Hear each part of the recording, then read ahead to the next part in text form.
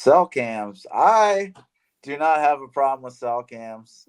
It's just a damn camera. Like, if you look at the ratio, man, just think of the numbers of pictures transmitted every year. Millions of photos, dude, because I get thousands of photos.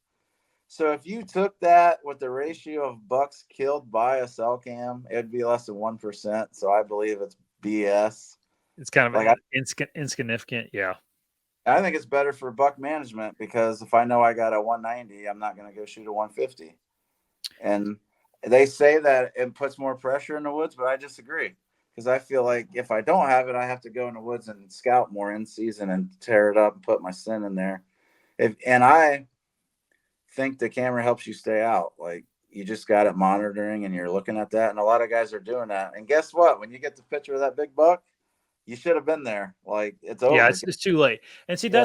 that's people, like, I think they have the wrong perception of my thoughts on cell cameras. Like, I use cell cameras. I have Yeah. more cell cameras than Rendell. I guarantee I do. And but I have mentored like a few new hunters recently, and they start doing this research or on their own and stuff. And like one of the first things they ask me is like, "What brand of cell camera should I buy?" And I'm just like, "Well, let's just, like, you've never hunted before. Let's just slow down here and let's figure some other things out first." And I think people put so much emphasis on, like, dude, uh, how important are cameras to you?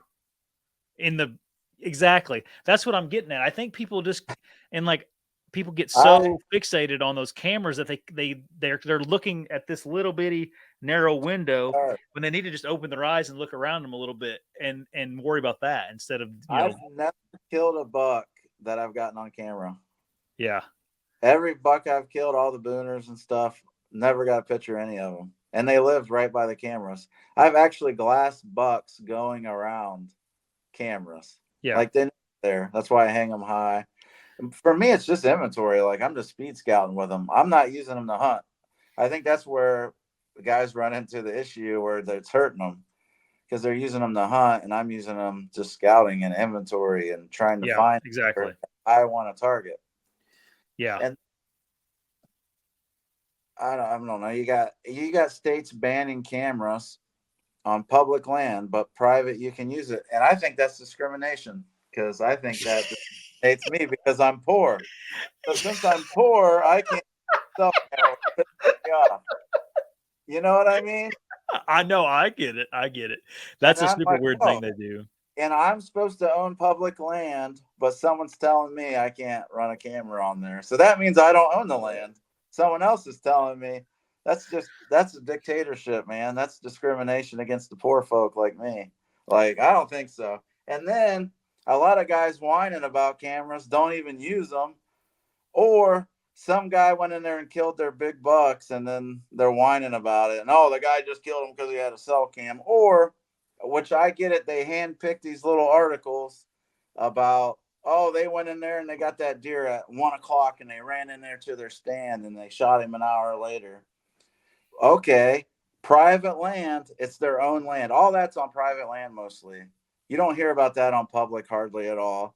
So it's their land; they can do what they want. And number two, the percentage of that falls into the forks make people fat, and everybody owns cars. But hey, people get in car wrecks and die. Are we banning cars now, or you know what I mean? Yeah. It, Yeah. it, It's like the gun control yeah, laws. Yeah. it's the Um, whole debate about that. Like, anything you do, someone's going to misuse it. Do I agree with that ethically? I don't really care what the person does, because it doesn't affect me. I don't really care that person did that.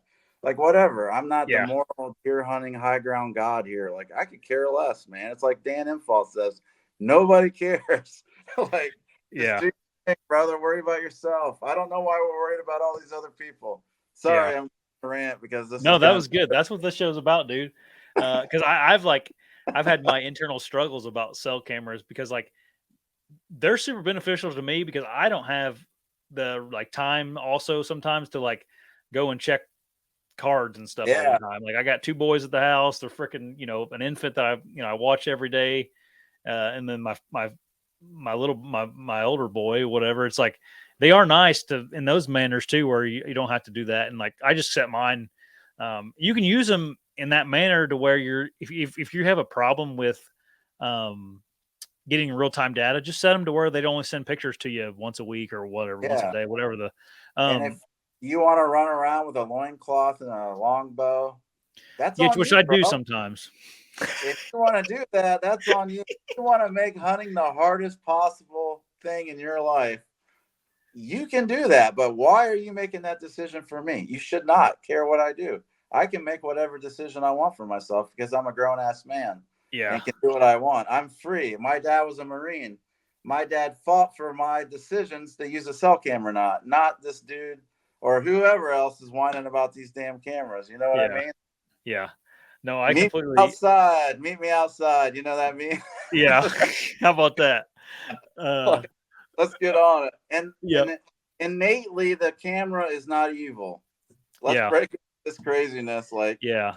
now, the problem herein lies is when you add it to other technologies. You get a cross gun, a bait pile, and a cell cam.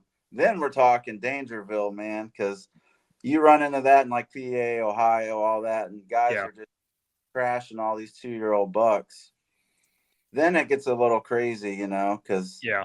that's like one of the easiest things to do to hunt with is all three of those put together. Yeah. And I'm glad we brought this up because I do feel like I probably like, I made a video a while back about like technology and hunting and like how to kind of reject it or how to keep working on your woodsmanship without using technology. Like we got to make sure you're sharpening those skills or however I worded it.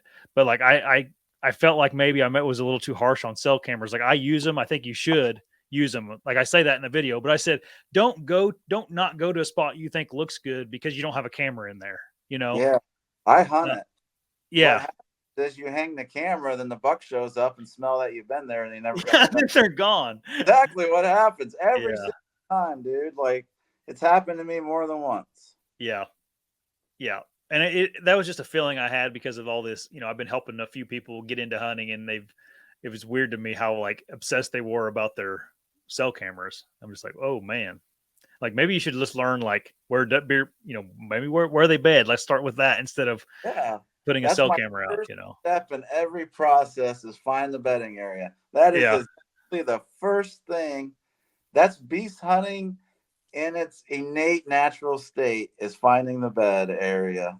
Yeah. And it doesn't have to be an individual bed, just a bedding area. I feel like that's the number one step in everything I do. That is my premise of all scouting. I just go look for beds, man. And Yeah. then find one I like because you'll get experience and learn, okay, this is a mature buck bed because of these reasons. And then I'm going to back scout that so I can see what he's doing, where I need to set up. That's all. That's all my scouting is basically. I don't go Yeah. scout whole woods and mark every single little thing. Like I'm just looking for bedding areas and then trying to find something a big mature buck's going to be in, then backtrack that. And I speed scout doing that. I can cover lots of ground by just Yeah. doing it in itself. Right.